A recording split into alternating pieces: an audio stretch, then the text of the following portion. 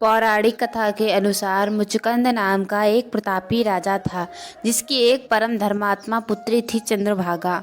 वहीं एक और प्रतापी राजा थे जिनका नाम था चंद्रसेन, जो धार्मिक कार्यों को पूर्ण एवं श्रद्धा से करते थे। उनका एक बेटा भी था शोभन। शोभन धार्मिक कार्य करता था, लेकिन उसकी एक कमजोरी थी कि वह भूखा नहीं रह सकता था, और यही कारण था कि उसने कभी भी कोई व्रत नहीं रखा था। एक बार दोनों प्रतापी राजा मिले और उन्होंने चंद्रभागा एवं शोभन का रिश्ता तय कर दिया। दोनों का विवाह हुआ। विवाह के बाद एक समय ऐसा आया जब कार्तिक के महीने में शोभन अपनी पत्नी के साथ उसके मायके रहने के लिए गया। अगले दिन रमा एकादशी का व्रत था, जिसके बारे में चंद्रभागा ने उसे बताते हुए व्रत रखने के लिए कहा। तब शोभन घबरा गया और उसने भूखे न रह पाने की बात अपनी पत्नी को बताई।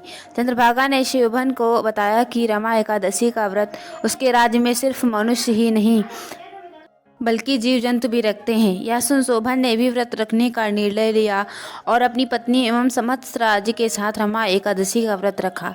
चूंकि शोभन को भूखे रहने की आदत नहीं थी, तो व्रत पालन करने से पहले ही उसकी मृत्यु हो गई।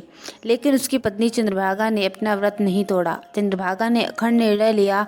चंद्रभागा ने संकल्प लिया कि रमा एकादशी के दिन ही उसके पति की मृत्यु है, तो रमा एकादशी के व्रत से ही वह भगवान विष्णु और माँ लक्ष्मी को प्रसन्न करेंगी और अपने पति शोभन को वापस प्राप्त करेंगी। हुआ भी ऐसा ही। कुछ सालों बाद रमा एकादशी अखंड व्रत से प्रसन्न होकर भगवान विष्णु और माँ लक्ष्मी ने चंद्रभागा को दर्शन दिए। साथ ही उन्होंने शोभन को नए जन्म के रूप में चंद्रभागा को पुनः लौटा दिया।